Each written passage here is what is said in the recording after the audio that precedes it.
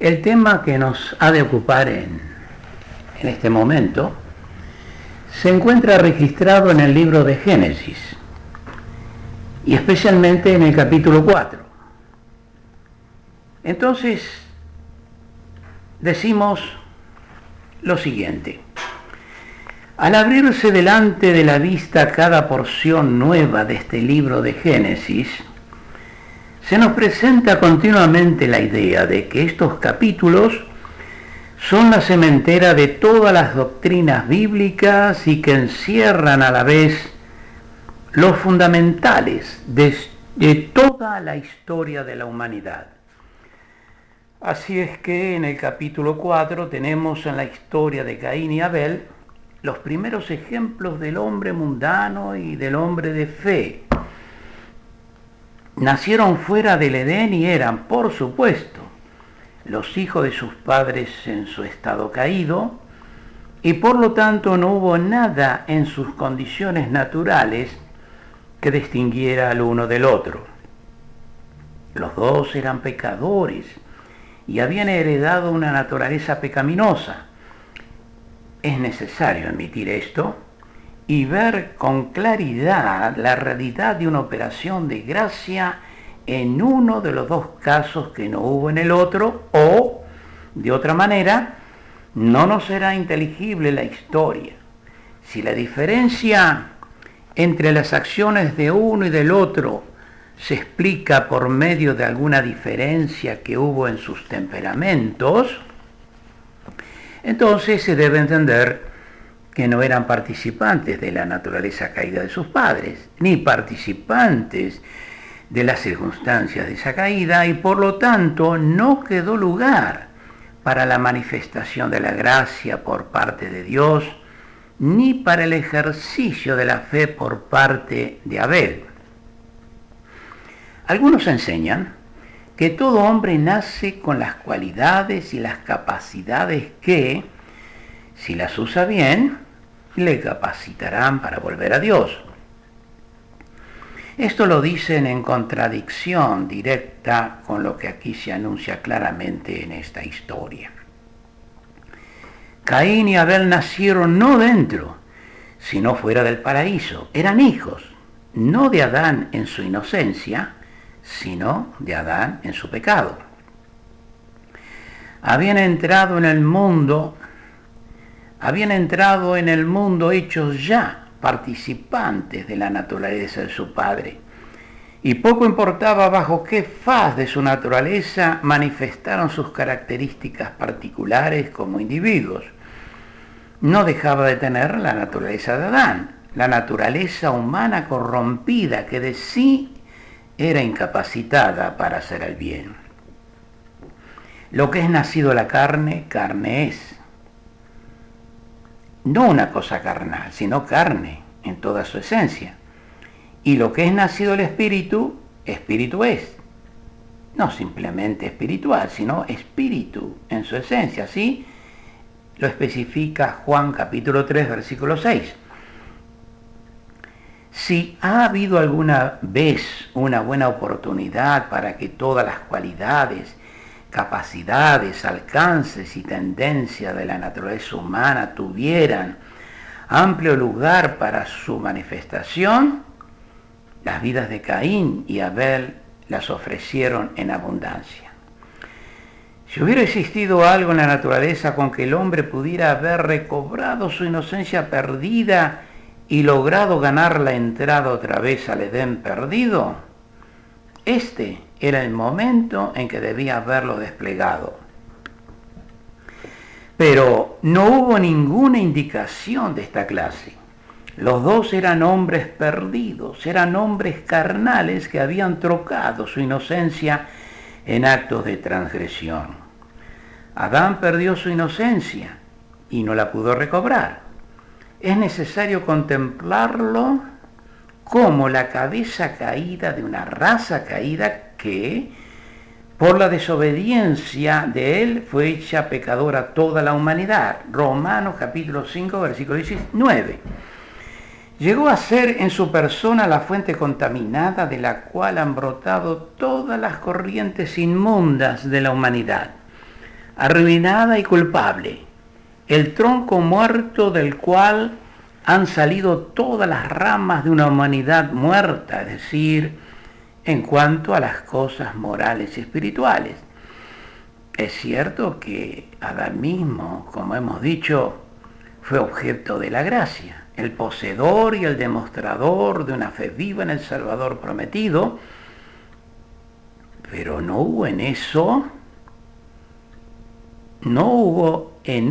nada natural, sino algo que era enteramente divino, y en cuanto no era cosa natural, no le era posible comunicarla por los medios de la naturaleza a su prole. La gracia no es hereditaria. Adán no pudo legar ni engendrar su fe en Caín y Abel. Su propia posesión de fe era el fruto del amor divino, plantada en su corazón por el poder divino, pero sin poder para comunicarla a otro. Todo aquello que era natural en Adán lo pudo engendrar en sus hijos, nada más, y visto que él, como padre, estaba en una condición de ruina, sus hijos tuvieron que nacer en el mismo estado. Tal como sea el que engendra, así ha de ser los engendrados. Era preciso que participasen de la misma naturaleza. Cual el terreno, tales también los terrenales, dice en 1 Corintios capítulo 15, versículo 48. Es de mucha importancia que se evite todo error al explicar esta doctrina de la responsabilidad federativa de Adán. El creyente debe leer con cuidado el pasaje en Romanos capítulo 5 y versículos 12 al 21, donde verá que el apóstol reúne a toda la raza humana en dos categorías. No es mi propósito comentar el pasaje, sino simplemente referirme a él en esta conexión.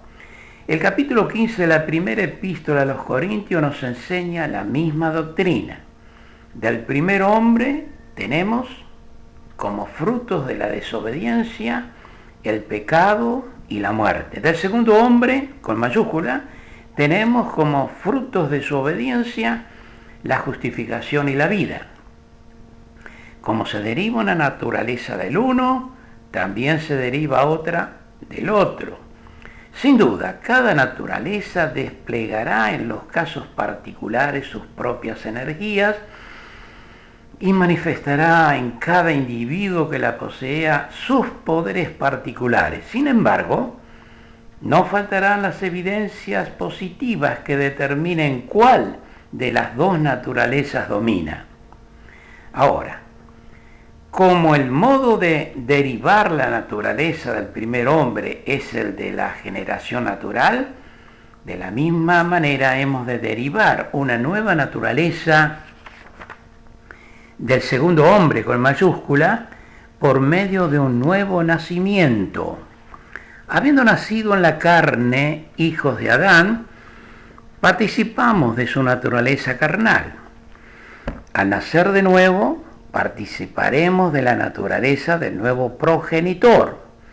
Un recién nacido, aunque incapaz de hacer un acto semejante al que causó la caída de Adán, participa, sin embargo, de la misma naturaleza de él. De la misma manera, el recién nacido en Jesús, el alma regenerada, aunque sin parte alguna en la obra divina, por medio de la cual el Salvador efectuó una obediencia perfecta, llega a ser partícipe de su naturaleza divina. Lo cierto es que esa naturaleza humana producirá inevitablemente el pecado.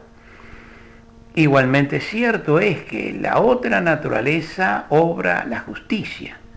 El pecado es el pecado del hombre. La justicia es de Dios. Pero en todo caso, ese pecado y esa justicia se manifestarán como elementos inherentes de la naturaleza de que emanan. El hijo de Adán participa de la naturaleza de su jefe en todas sus maneras de pensar, sentir y obrar, y el hijo de Dios, de igual manera, participa de la naturaleza divina en sus modos de obrar, sentir y pensar. La primera naturaleza es así porque ha sido engendrada de la voluntad del hombre. La segunda obra de conformidad con la voluntad de Dios, como dice Juan 1:13. Y también Santiago nos dice que Él, de su voluntad, nos ha engendrado por la palabra de verdad. Santiago capítulo 1, versículo 18. De todo esto se deduce que Abel no era diferente de Caín en su naturaleza moral. La distinción entre uno y otro no tuvo su origen en su naturaleza ni en las circunstancias que las rodeaban, pues en estas cosas no hubo diferencia. ¿En qué, pues, consistió que hubo tan grande contraste en sus obras? La contestación es muy fácil porque el Evangelio de la gracia de Dios lo explica todo. La diferencia no se estriba en la naturaleza distinta de los dos hombres, ni en la educación ni otras circunstancias, sino solo en la naturaleza de las ofrendas que presentaron. Aceptará esta interpretación sin murmuración toda persona que sienta que él mismo es pecador y que reconozca que participa de una naturaleza contaminada. Para todo hombre arrepentido, la historia de Abel señala claramente el único modo de acercarse a Dios y de tener relaciones con Él. Le enseña que le es imposible hallar acceso a Dios basándose en elementos que existen en su propia naturaleza y que le es necesario buscar el medio de acceso en algo fuera de sí mismo, es decir, en la persona y en la obra de otro, la cual tiene que ser el único punto de contacto posible con su Dios, santo, justo y verdadero. En el capítulo 11 de Hebreos hallamos este comentario que nos presenta el asunto con toda claridad. Por la fe Abel ofreció a Dios mayor sacrificio que Caín, por la cual alcanzó testimonio de que era justo, dando testimonio Dios a sus presentes, y difunto aún habla por ella.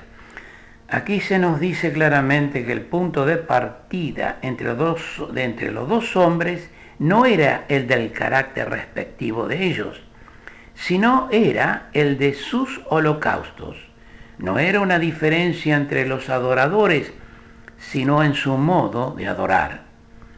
No necesitamos nada de sutilezas para comprender esta diferencia, y si aceptamos el testimonio sencillo del texto sagrado, descubriremos una verdad cuya importancia es imposible exagerar. Vamos pues a examinar las cualidades de estas dos ofrendas. El texto dice así: y aconteció andando el tiempo que Caín trajo del fruto de la tierra una ofrenda a Jehová, y Abel trajo también de los primogénitos de sus ovejas y de su grosura. Y Jehová miró con agrado a Abel y su ofrenda, mas no miró propicio a Caín y a la ofrenda suya. Génesis capítulo 4, desde los versículos 3 al 5. La diferencia entre la una y la otra es muy clara. Caín ofreció a Jehová el fruto de la tierra maldita, y eso sin ninguna sangre con que expiar esa maldición. Presentó un sacrificio incruento, simplemente porque no tuvo fe en otra clase de sacrificio.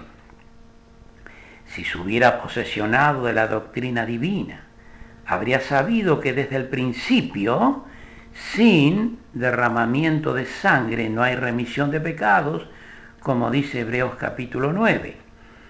Esta doctrina es fundamental. La paga del pecado es la muerte. Caín era pecador y entre él y Dios se interponía la muerte. Sin embargo, en su ofrenda no confesó esa verdad. No presentó, en lugar de la suya, otra vida sacrificada en reconocimiento de las demandas de la santidad y en reconocimiento también de su propia falta en ese particular. Trató a Dios como si hubiese sido otro igual a él que podría aceptar la ofrenda del campo maldito y pasar por alto el pecado no confesado de Caín. Todo esto, y más aún, se envuelve en el acto no autorizado de Caín al ofrecer su sacrificio incruento. Desplegó la más crasa ignorancia con referencia a tres cosas: las demandas divinas, su propio carácter y condición como pecador perdido y condenado, y el verdadero estado de la tierra cuyo fruto trajo en ofrenda.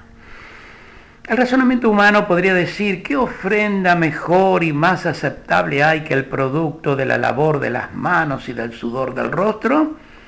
Así, de veras, piensa el corazón humano y aún el ánimo religioso. Pero Dios no razona así, y la fe procura ponerse de acuerdo con los pensamientos de Dios. Dios ha enseñado lo que la fe acepta: que la vida sacrificada se necesita para abrir paso hasta la presencia inmaculada. Así es que, cuando contemplamos el ministerio de nuestro Señor Jesús, vemos luego que si no hubiera muerto sobre la cruz, todos sus servicios habrían sido inútiles para establecer una base de comunión con Dios para la humanidad.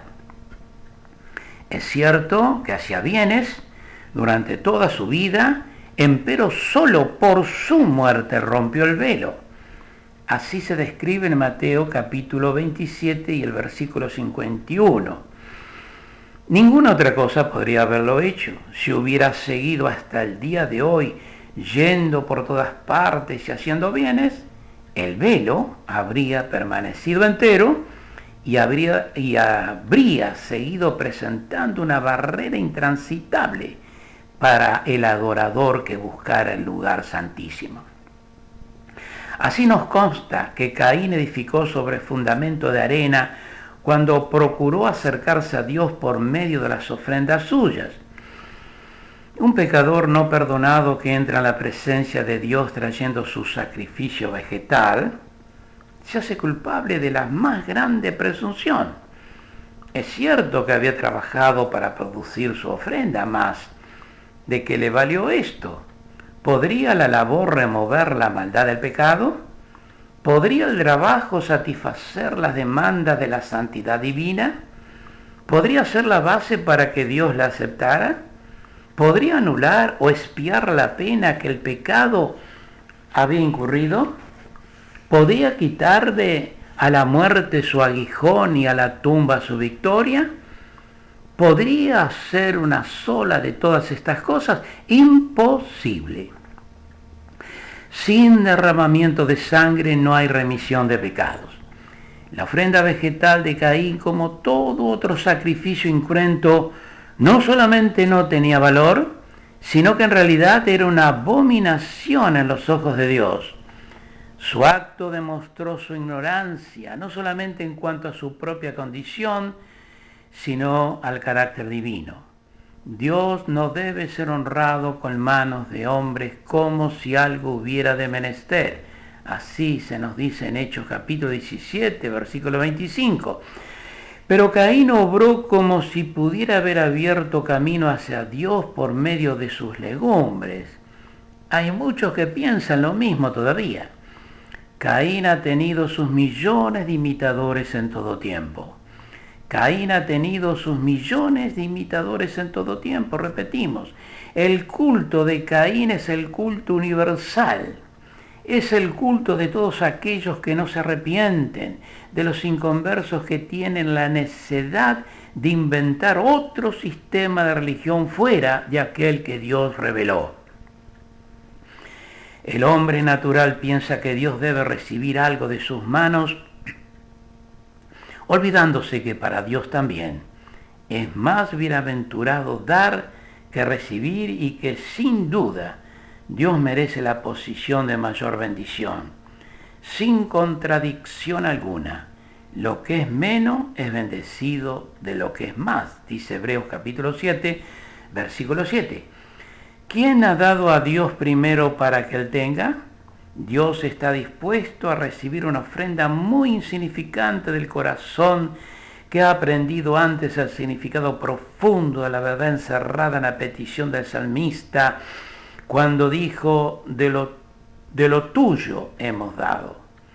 Empero, si el hombre pretende ocupar otra posición y dar a Dios de lo que llama suyo, se le contesta, si yo tuviera hambre no te lo diría, así se expresa el Salmo 50, versículo 12. Dios no es honrado con manos de hombres, necesitado de algo, pues Él da a todos vida y respiración y todas las cosas. El gran dador de todas las cosas no puede tener necesidad. La alabanza es la única ofrenda nuestra que le podemos traer, y esto solo después de un conocimiento bien fundado de que nuestros pecados han sido perdonados, y este conocimiento depende, a su vez, de una fe cierta en la eficacia de la expiación hecha por nosotros. El creyente debe detenerse aquí para leer y meditar los pasajes siguientes. El Salmo 1, también Isaías, capítulo 1, y otros pasajes también que tienen referencia con esto. En todas estas citas se nos presenta la verdad en cuanto a la verdadera posición del hombre delante de Dios y la única base para el culto. Vamos ahora a considerar el sacrificio de Abel. Y Abel trajo también de los primogénitos de sus ovejas y de su grosura. En otras palabras, comprendió la verdad gloriosa de que se había abierto un camino hasta Dios por medio de un holocausto, que Dios había convenido en que, por medio de la muerte de otro, se cubriese el pecado y sus consecuencias, y que las demandas de la naturaleza y del carácter de Dios Santo fuesen satisfechas por la sustitución de una víctima inmaculada que recibía en su persona la pena que el pecador merecía. Esta es la doctrina de la cruz, la única que Dios ha autorizado, en la cual puede la conciencia del pecador hallar reposo y la única en que Dios es glorificado. Todo pecador cuyo corazón Dios ha tocado siente que la confrontan la muerte y el juicio y que son la justa recompensa de sus obras. Siente al mismo tiempo que no le queda ningún remedio que sea eficaz para cambiar la situación y su destino. Puede trabajar y afanarse hasta el extremo. Puede producir con el sudor de su rostro una ofrenda que le parezca digna. Puede hacer votos y consagrarse de nuevo a una vida de obediencia. Puede cambiar por completo su modo de vivir, cambiando totalmente su conducta exterior. Puede ser reservado, moral y justo.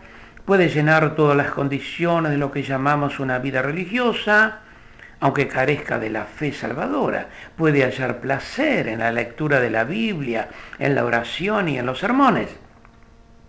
En fin, puede llegar a las alturas de las hazañas más nobles en la vida moral y, sin embargo, permanecer bajo la sentencia de la muerte y del juicio. Todos sus esfuerzos no podrán remover esas dos nubes negras de su horizonte. Allí están y allí le esperan, y no le queda más recurso que esperar que la terrible tempestad estalle sobre su cabeza. Es imposible que cualquiera obra del hombre le haga triunfar sobre estos enemigos y le salve de sus demandas. Al contrario, todas sus obras solo sirven para amontonar sobre su cabeza las penas de sus faltas. Pero en este trance fatal se le presenta una vía de escape por medio de la cruz. En aquel sacrificio puede el pecador arrepentido hallar un remedio que Dios mismo ha provisto para remover su pecado y su culpabilidad. En ese sufrimiento vicario puede ver una transformación admirable. La muerte y el juicio dan lugar a la vida y a la gloria. Cristo satisfizo por completo todas las demandas de la justicia divina. el cual quitó la muerte y sacó a la luz la vida y la inmortalidad por el Evangelio. Así dice 2 Timoteo capítulo 1, versículo 10. Ha glorificado a Dios en que ha deshecho aquello que pudiera habernos separado de Él para siempre. Ha deshecho el pecado, Hebreos 9:26. ¿Dónde está pues? Abolido, borrado. Ahora todo esto se simbolizó en el holocausto más excelente de Abel. Este no hizo ningún esfuerzo para minorar su culpabilidad o ocultar la verdad en cuanto a su pecado. No procuró desviar la espada flamante y forzar la entrada al huerto y hasta el árbol de la vida. No pretendió agradar a Dios por medio de ofrendas vegetales con sus perfumes y colores delicados. Nada de eso. Se presentó delante de Dios como pecador y, reconociendo el hecho de su culpabilidad, presentó la vida inocente de su víctima para que ésta cubriera sus faltas y para demostrar su reconocimiento de la santidad absoluta de Dios, quien a fuerza aborrece el pecado. Ninguna cosa podía ser más sencilla. Abel mereció la muerte y el juicio, pero se salva porque se vale de un sustituto. De la misma manera, toda alma débil y acongojada, reconociendo su propia condenación, busca un modo de escapar del juicio y lo halla en su sustituto, Cristo, el sacrificio por excelencia, que toma su lugar en todo sentido. El pecador, cual Abel, siente la impotencia y la nulidad de toda ofrenda vegetal, aunque sean los mejores frutos que la tierra hayan producido, porque la conciencia dice que la paga del pecado es la muerte y que sin derramamiento de sangre no hay remisión de pecado. Los frutos más ricos, las flores más fragantes y en la mayor profusión no quitarán ni una sola mancha de la conciencia. Así nada, sino solamente el sacrificio inmaculado del Hijo de Dios podrá traer reposo a la conciencia despertada. Todo aquel que por la fe echa mano de esta bendita realidad divina gozará de una paz que el mundo jamás podrá quitar. Es el acto sencillo de aceptar esta verdad que constituye el ejercicio de la fe por medio del cual el alma se posesiona de la paz salvadora. Justificados pues por la fe, tenemos paz con Dios por medio de nuestro Señor Jesucristo. Romanos 5:1. Por la fe, Abel ofreció a Dios más excelente sacrificio que Caín. No es pues una cuestión de sentimiento como muchos lo desean considerar. Es enteramente una cuestión de creer y aceptar un hecho consumado, creencia que llega a arraigarse en el corazón por la operación del Espíritu Santo. Esta fe se debe distinguir de un sentimiento natural e impulsivo que pudiera conmover el corazón, como también se debe diferenciar de una conclusión lógica del entendimiento. Los sentimientos no son la base de la fe. Los actos de la fe nos llevan justamente a tener una inteligencia adecuada en lo espiritual. La fe es algo más que una aprobación mental dada en apoyo de cierta proposición. Cuidémonos de un error aquí que podría ser fatal en sus consecuencias. No debemos reducir a elementos meramente humanos aquello que es en su esencia una obra divina. No rebajemos hasta el nivel del hombre una cosa que en realidad tiene su origen en Dios. La fe no es una cosa que pueda existir en el corazón hoy y desaparecer mañana. Es un principio imperecedero, emanando de una fuente eterna, de Dios mismo, puesto que depende de la aprehensión de una verdad divina y que se revela y se desarrolla en el corazón bajo el influjo de su Espíritu Santo. que obra personalmente sobre nuestro ser por medio de todas sus facultades y que pone al alma en comunicación directa con Dios. El mero sentimiento o emoción nunca podrá subir más arriba de su fuente, que es el alma humana. La fe salvadora tiene que ver con Dios y su palabra eterna, sirviendo como una cadena viva que une el corazón que la abriga con el Dios que la inspira. Todos los sentimientos humanos, por más conmovedores que parezcan, todas las emociones humanas, por más intensas que sean, no nos pueden llevar hasta Dios. No son ni divinos ni eternos, sino que son humanos y pasajeros. Son como la calabacera de Jonás, que brotó en una sola noche y volvió a perecer en una noche. No es así la fe.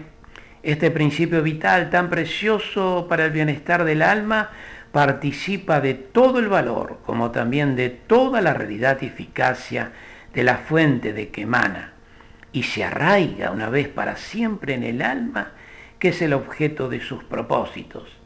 Esta fe justifica el alma, Romanos 5.1, purifica el corazón, Hechos 15.9, obra por medio del amor, Gálatas 5.6, y vence al mundo, como se nos dice en 1 Juan 5.4. Los sentimientos y las emociones nunca serían capaces para producir tales resultados. Pertenecen a la tierra y a la naturaleza humana. La fe pertenece a Dios y al cielo. Aquellos se ocupan del yo mismo, mientras que ésta se ocupa de Cristo. Aquellos miran hacia abajo y hacia el interior del corazón, mientras que la fe nos hace alzar la vista hacia Dios. Aquellos dejan el alma en la duda y la oscuridad. Esta la conduce a la luz y a la paz. Aquellos tienen que ver con una condición naturalmente valiente e insegura. Esta nos pone en contacto con la verdad inmutable de Dios y con el sacrificio perdurable de Cristo. Ojalá que podamos haber entendido la diferencia que existe entre lo que ofreció Caín y lo que ofreció Abel. Abel entendió perfectamente el mensaje, no tuvo ninguna duda y por lo tanto realizó aquello que Dios demandaba. Ofreció un cordero derramando su sangre, por la cual él tenía la justicia de Dios. A su vez, estaba también pensando en aquel cordero que tenía que ver, que es nuestro amado Salvador, por el cual todos los creyentes, una vez y para siempre, hemos recibido la salvación. Que el Señor nos bendiga y nos ayude en esta meditación. Que así sea. Amén.